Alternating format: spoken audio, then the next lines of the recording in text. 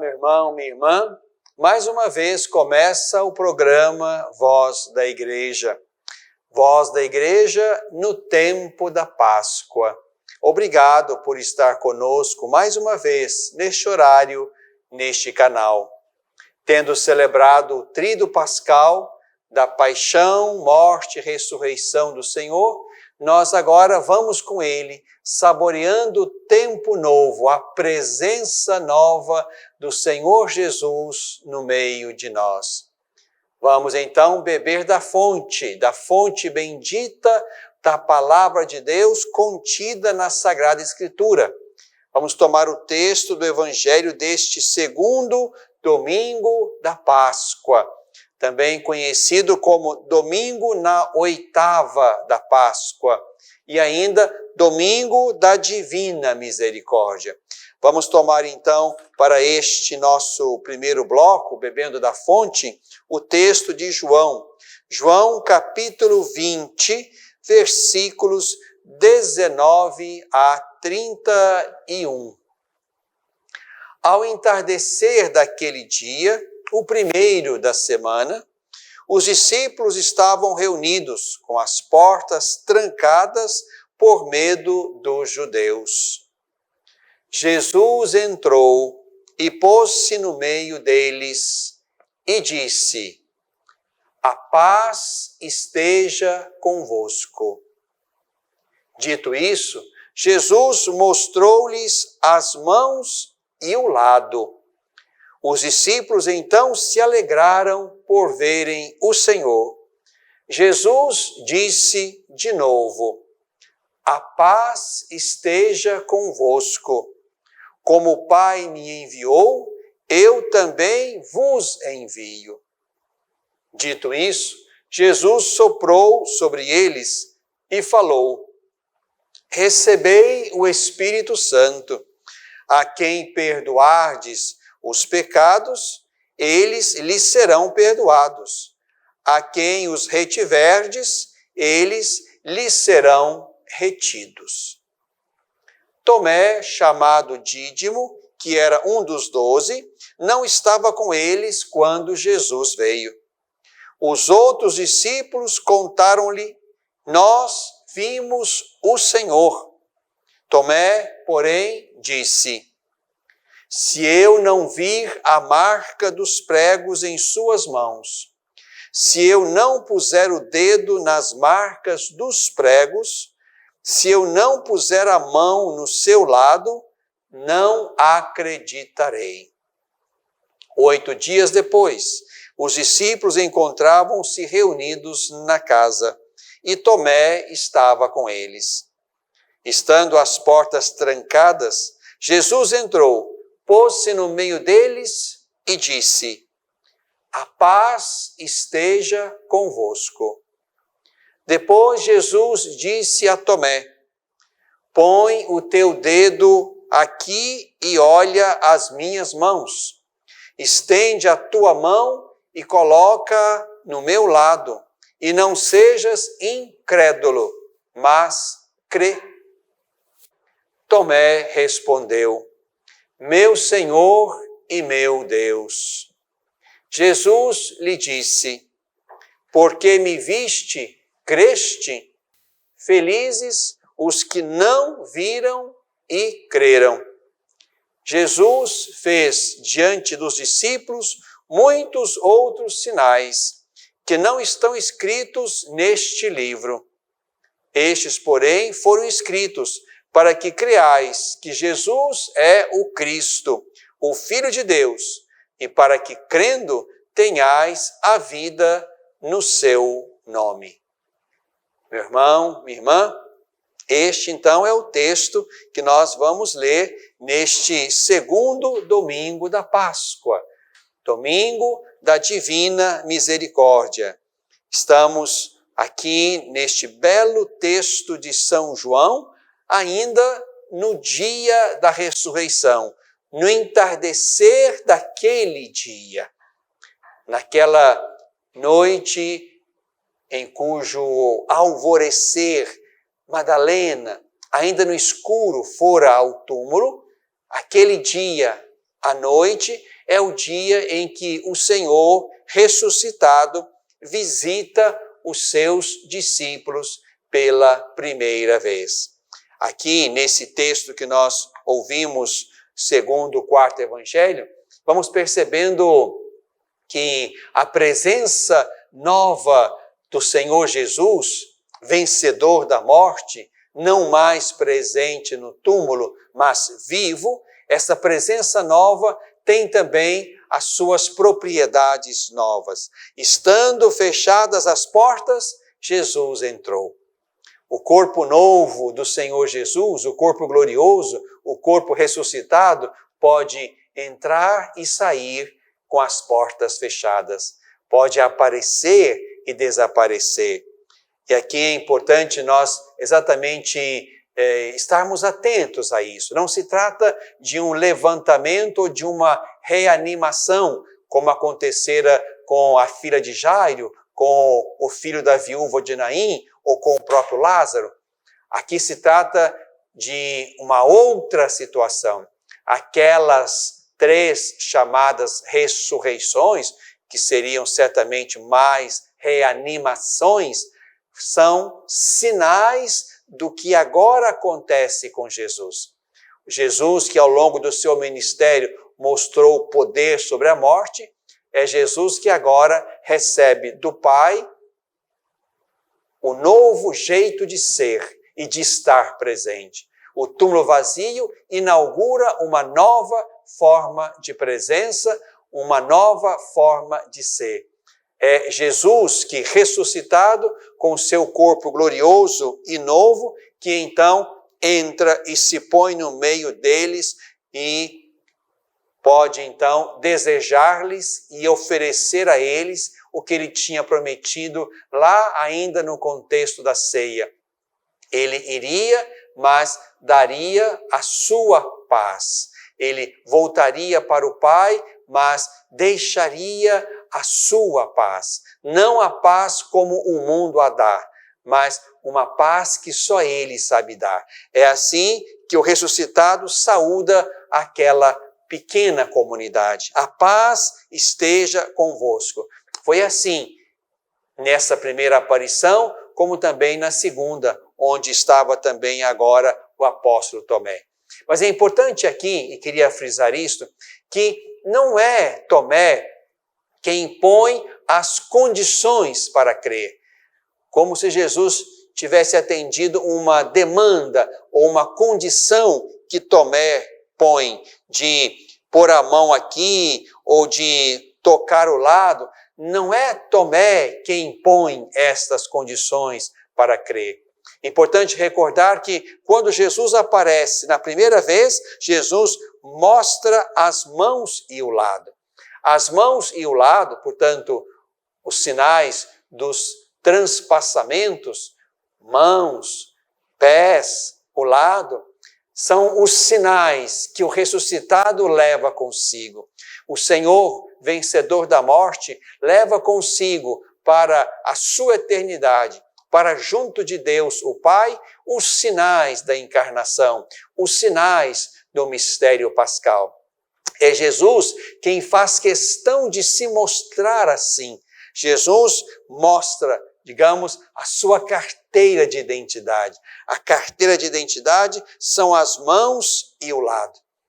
E Jesus faz questão de novo, mostrar isso a Tomé, que certamente, quando recebeu o anúncio dos outros de que Jesus estivera com eles e lhes mostrara estes sinais, Tomé faz questão, então, de reafirmar esses sinais como os sinais pelos quais ele poderá crer. É importante frisar, portanto, que o ressuscitado leva consigo as marcas do crucificado. É este que nós temos que anunciar. Bem-aventurados os que creram sem terem visto. Nós não vimos a crucificação, nós não vimos os sinais da paixão que permaneceram no ressuscitado, mas nós cremos naqueles que viram na primeira hora, na segunda hora, e aqui eu penso em Tomé, e nesta hora, aqui eu penso em nós, os que viram lá, os que viram cá pelo testemunho dos que viram primeiro, nós cremos. Nós cremos que o ressuscitado é aquele que passara pela condenação, pela crucificação, pela morte. É este que agora está vivo no meio de nós. E este crucificado, ressuscitado, dá a sua paz, sopra o seu Espírito e nos envia também em missão. Recebei o Espírito, a quem perdoardes os pecados serão perdoados. A quem não os perdoardes, eles serão retidos. Para dizer, meu irmão, minha irmã, que o caminho novo, inaugurado pelo ressuscitado, esse caminho supõe a dinâmica permanente do perdão. Perdoar significa reconhecer que nós podemos e devemos recomeçar sempre. Nós não estamos num ato só ou no último ato. O perdão põe a dinâmica da morte e do levantamento, da queda e do soerguimento. E nós vamos precisar sempre disto. E é no poder do ressuscitado que nós perdoamos. É no poder do ressuscitado que nós apostamos na possibilidade de começar de novo, de oferecer uma nova oportunidade, como Jesus fez com tantos ao longo do Evangelho. Perdoar e remeter ao caminho sem repetir o pecado, sem continuar na mesma história. Esse é o caminho que se abre a nós a partir da ressurreição. Nele somos redimidos de nossos pecados. Ele nos perdoa sempre e nos envia como missionários, administradores, vivenciadores da misericórdia, de modo que na dinâmica do perdão nós possamos sempre avançar, deixando para trás a história errada, a história que eu fiz, que você fez, e que na dinâmica do perdão que circula entre nós, nós conseguimos levantar-nos, olhar adiante, deixar para trás a vida velha e avançar na direção do Senhor Jesus, que perdoa sempre. E é por isso que nos capacita para sempre recomeçar a partir da experiência do perdão. Vamos com o Senhor e saboreando a sua misericórdia e distribuindo entre nós a mesma misericórdia, para que na dinâmica do perdão recebido e dado, possamos avançar no testemunho do ressuscitado. Bebemos da fonte.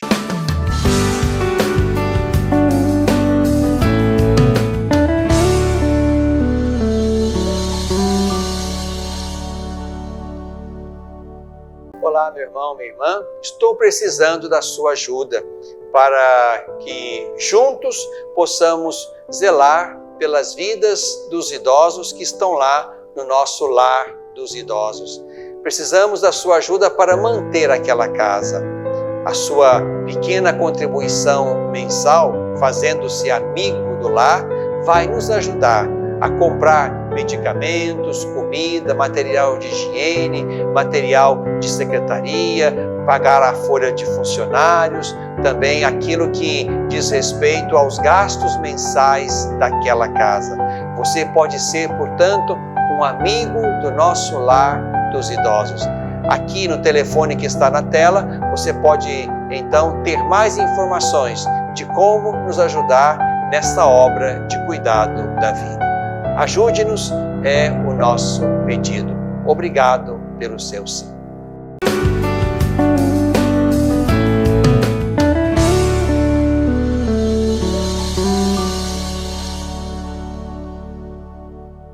No coração deste tempo, estamos no tempo do coração da igreja. O coração da igreja é o mistério pascal do Senhor Jesus. Estamos agora neste longo tempo pascal. Serão 6 domingos, mais o domingo da Ascensão do Senhor. E esse tempo bendito, essas 7 semanas, vão nos colocar diante da festa de Pentecostes, para recebermos também o Espírito, aquele que Jesus soprara sobre os discípulos no texto que nós ouvimos no primeiro bloco. Recebei o Espírito Santo, como o Pai me enviou, também eu vos envio. Esse Espírito estamos no caminho para recebê-lo, então, na festa de Pentecostes. Nestas 7 semanas, nós vamos, então, percebendo que o Senhor Jesus está vivo. Visitando os textos das liturgias destes próximos domingos, e haveremos de fazer isso aqui no nosso programa, vamos percebendo onde o Senhor Jesus está presente. O túmulo está vazio, ele não está mais no túmulo. Onde está então? Vamos poder responder a essa pergunta ao longo do caminho pascal. Por isso, meu irmão, minha irmã, este é um tempo bendito, um tempo fecundo. Neste domingo que estamos celebrando, o domingo que encerra a 8ª da Páscoa, é também o que nós chamamos Domingo da Divina Misericórdia. É uma festa instituída por São João Paulo II, a partir, do olhar, da devoção, das revelações de Santa Faustina, que São João Paulo II não só reconheceu, mas também estimulou na vida e na devoção da igreja. É a partir aí desta tradição que se cria também ao redor do legado espiritual de Santa Faustina, que São João Paulo II pensou e instituiu o Domingo da Divina Misericórdia. E é isso mesmo, como nós ouvimos no Evangelho. O ressuscitado nos torna receptores e, ao mesmo tempo, administradores do perdão.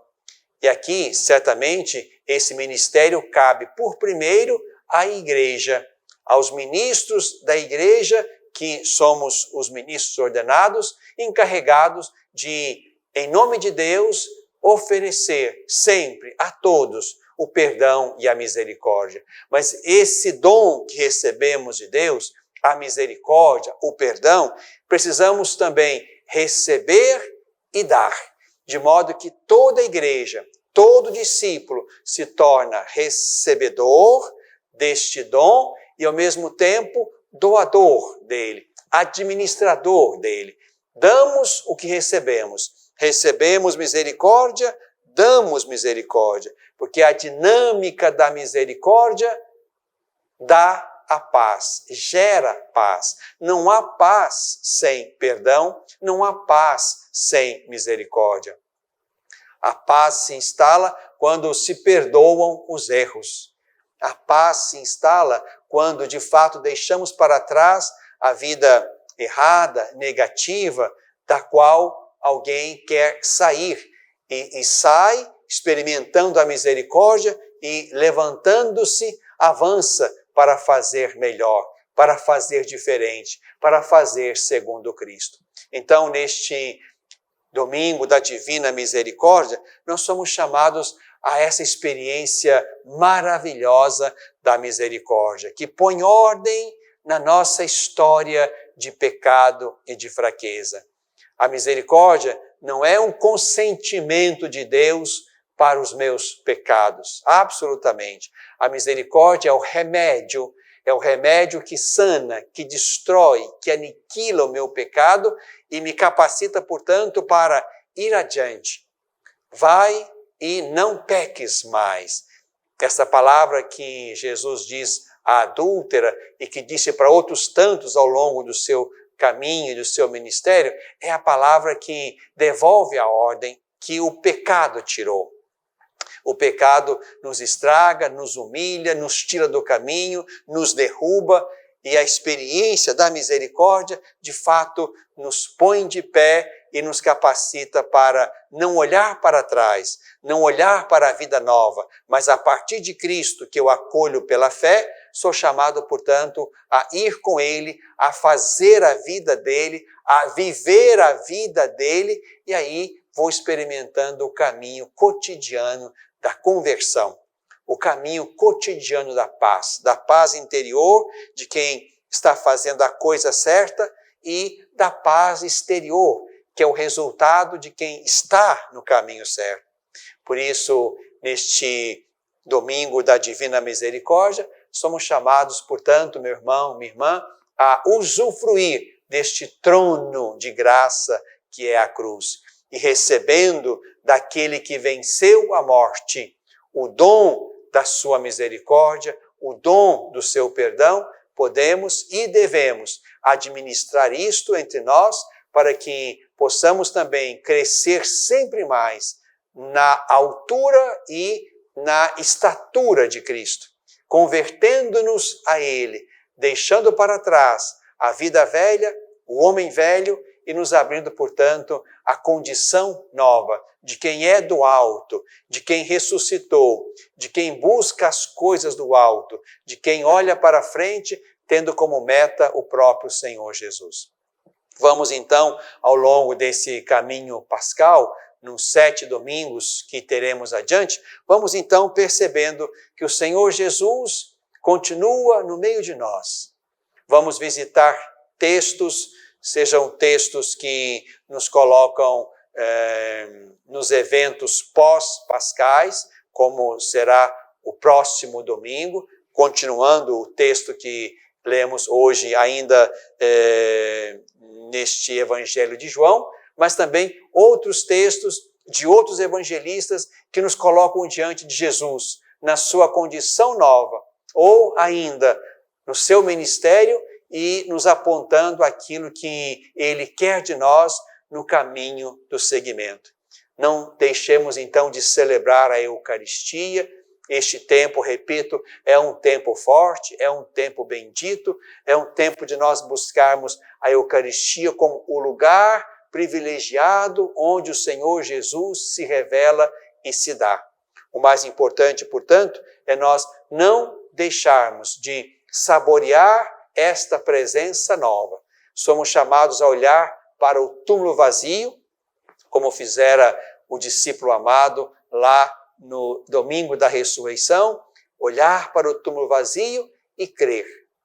Ele viu e creu, disse João no seu evangelho no domingo da Páscoa. O túmulo vazio para nós é um sinal que nós somos chamados a ler e a interpretar. O evangelho deste domingo, que nós lemos no primeiro bloco, terminou assim: Jesus realizou muitos outros sinais que não estão escritos neste livro. Estes foram escritos para que acrediteis que Jesus é o Cristo, o Filho de Deus, e para que, crendo, tenhais nele a vida. Então, somos chamados também a olhar o sinal do túmulo vazio, como outros tantos que acompanham o quarto evangelho, chamado também o livro dos sinais. Olhando para esses sinais e olhando para o grande e definitivo sinal, que é o túmulo vazio, nós somos chamados então a, como discípulo amado, concluir a partir da fé. Ele não está aqui porque ressuscitou. Ele viu e creu. Não há provas da ressurreição. Não há nada que me possa dizer ou dizer a você que por causa disto, então Jesus ressuscitou. Não. Somos chamados a ver o túmulo vazio, somos chamados a acolher o testemunho dos primeiros que estiveram com o Senhor e passaram de uma sala de portas e janelas fechadas para uma presença missionária no meio do mundo. Somos chamados a olhar uma longa e fecunda história da igreja, com as suas mazelas e fraquezas, mas também com o seu belo testemunho de cuidado da vida, de anúncio do Senhor Jesus, de conversão. Somos chamados a olhar o grande bem que pela fé se faz desde a primeira hora da história do cristianismo. Aqui são sinais que nós olhamos e interpretamos como sinais que asseguram que o Senhor Jesus está no meio de nós, está no coração daqueles que creem, daqueles que conseguiram olhar para Ele e percebê-lo vivo, vitorioso. Não viram, mas creram.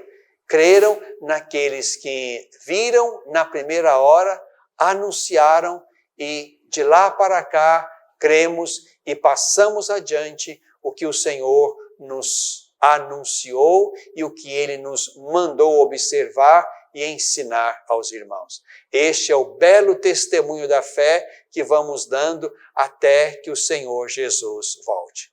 Desejo a você, meu irmão, minha irmã, um caminho pascal fecundo, onde poderemos beber, tanto nós que já estamos no caminho, como aqueles que foram batizados na vigília pascal, onde nós poderemos beber da força do ressuscitado que age em nós e nos torna sempre mais e pouco a pouco semelhantes a Ele.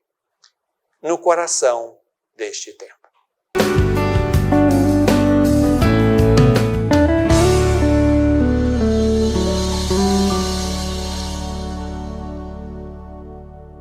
Às vezes, tudo que uma criança precisa para superar uma tempestade em sua vida familiar é encontrar um lar provisório. Uma família que a acolha por um tempo, enquanto sua própria família se reestrutura para recebê-la de novo. Essa é a proposta do Serviço Família Acolhedora. Transformar as dificuldades de hoje em possibilidades de futuro. Serviço Família Acolhedora. A tempestade passa, a vida continua. Participe e faça a diferença. Olá, meu irmão, minha irmã. Estou precisando da sua ajuda para que juntos possamos zelar pelas vidas dos idosos que estão lá no nosso lar dos idosos. Precisamos da sua ajuda para manter aquela casa. A sua pequena contribuição mensal, fazendo-se amigo do lar, vai nos ajudar a comprar medicamentos, comida, material de higiene, material de secretaria, pagar a folha de funcionários, também aquilo que diz respeito aos gastos mensais daquela casa. Você pode ser, portanto, um amigo do nosso lar dos idosos. Aqui no telefone que está na tela, você pode então ter mais informações de como nos ajudar nessa obra de cuidado da vida. Ajude-nos, é o nosso pedido. Obrigado pelo seu sim.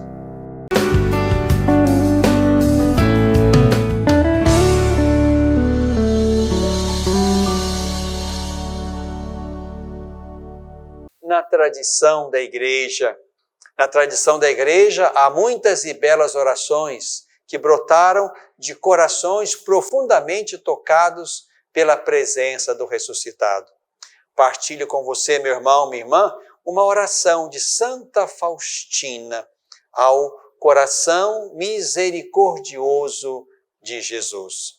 Com ela, rezemos também pedindo a Jesus misericordioso que não só tenha misericórdia de nós, mas também nos ajude a ser misericordiosos com os irmãos no dia a dia da nossa vida.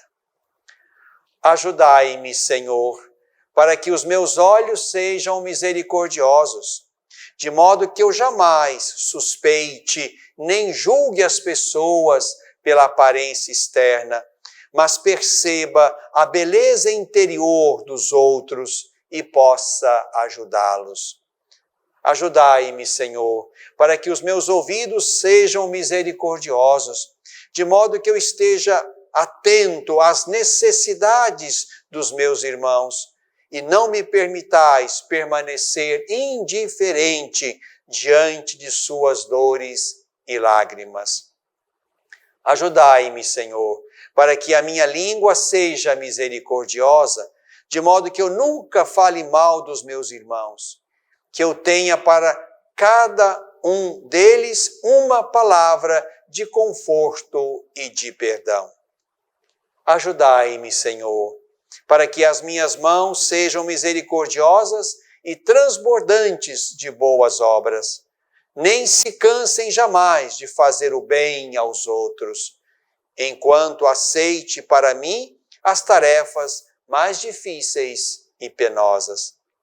Ajudai-me, Senhor, para que sejam misericordiosos também os meus pés, para que levem sem cansaço ajuda aos meus irmãos, vencendo a fadiga e o cansaço. O meu repouso esteja no serviço ao próximo. Ajudai-me, Senhor, para que o meu coração seja misericordioso e se torne sensível a todos os sofrimentos do próximo. Ninguém recebe uma recusa do meu coração. Que ninguém receba uma recusa do meu coração. Que eu conviva sinceramente, mesmo com aqueles que abusam de minha bondade. Quanto a mim, me encerro no coração misericordiosíssimo de Jesus, silenciando aos outros o quanto tenho que sofrer. Vós mesmo mandais que eu me exercite em 3 graus da misericórdia. Primeiro, ato de misericórdia, de qualquer gênero que seja. Segundo, palavra de misericórdia. Se não puder com a ação, então com a palavra. Terceiro, oração.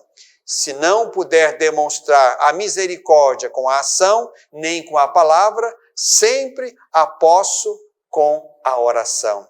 A minha oração pode atingir até onde não posso estar fisicamente. Ó meu Jesus, transformai-me em vós, porque vós tudo podeis. Amém. Na tradição da Igreja.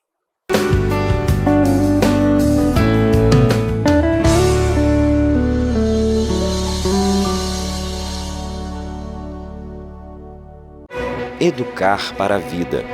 Formar homens e mulheres para a plenitude. Uma educação católica. Lembro-me bem, quando era criança, da importância de minha família em toda a minha educação. Aprendi que a fé e a razão, o conhecimento, são bases que se complementam para se formar um ser humano íntegro. Valores e virtudes fundamentais para ser quem eu sou e sempre agir com coração e alma para alcançar os objetivos mais altos. Hoje, na formação de meus filhos, compreendo que educar é, sobretudo, uma obra de amor.